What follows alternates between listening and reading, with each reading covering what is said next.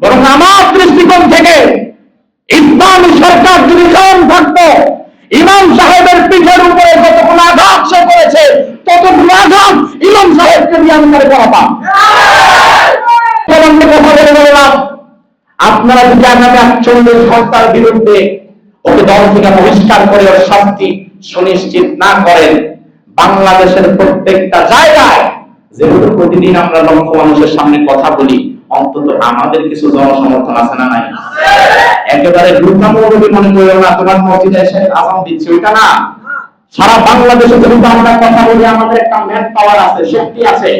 48 ঘন্টার বিরুদ্ধে যদি ওর বিরুদ্ধে ব্যবস্থা না নেন এর মধ্যে, তাহলে এর পরবর্তী ব্যবস্থাটা আপনারা নিব।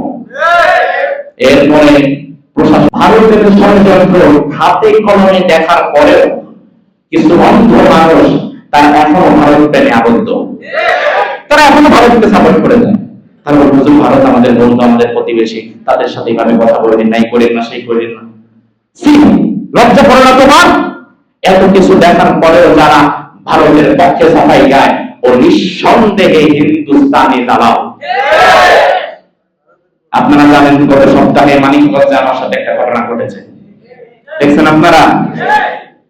কথা বলছিলাম আমি, দাঁড়ায় গেছে এক মুরব্বী, এইটা বলবেন না, এটা করবেন না, সেই নানান কথা।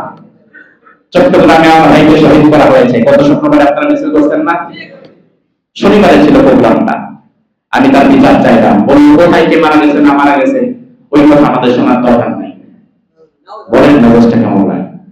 আমি বললাম আমার ভাইকে চট্টগ্রামে মারা হয়েছে, বিচার আমি চট্টগ্রামে না সারা বাংলাদেশেই চাইবো, কারণ আমার ভাই।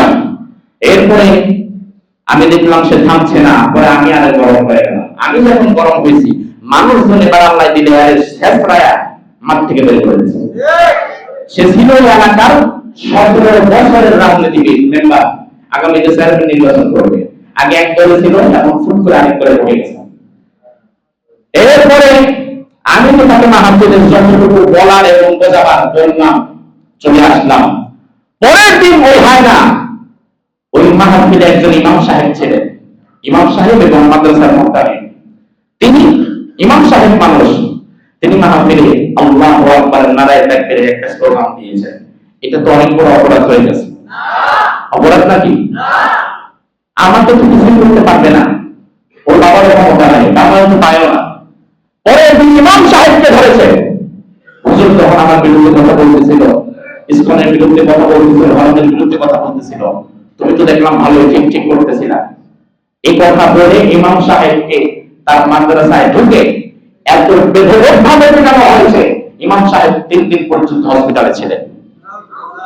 মানিকগঞ্জের ঘটনা। আমি যখন জানতে পারলাম পরের দিন ইমামকে মারা হয়েছে, আমি বিএনপির হাইকমান্ডে কথা বললাম। বিএনপির হাইকমান্ডকে গ্রেফতার করলো পরের দিন। গ্রেফতার করে দুনিয়া বাইরা 17 বছরের রাজনীতির ক্যারিয়ার মান সম্মান শেষ করে দিয়ে কাঁদতে কাঁদতে থানায় নিয়ে গেছে। তো আমার একজন বললো, এই লোকটা অনেক বড় রাজনীতিবিদ, অনেক সম্মানের পাত্র, এসেই আপনি কি একটা কাজ করলেন হুজুর, আপনার একটা কথায় এই লোকটার যে গোটা রাজনীতির জীবন শেষ হয়ে গেল। আমি বললাম তার শাস্তি কিচ্ছু হয় না, তুমি বেঁচে গেছো। এজন্য আমার ভাইয়েরা, ভারতের বিরুদ্ধে কথা বললে যাদের কাজ আলাসন হয়, যারা রাজনীতির গন্ধ খোঁজে, ওরা কি কখনো এই দেশকে ভালোবাসতে পারে? আল্লাহ তাআলা ওই সকল মানুষদের থেকে আমাদেরকে হেফাজত করুন। আমরা বলি আমিন। হাদা মা ইনদি ওয়াল ইলমু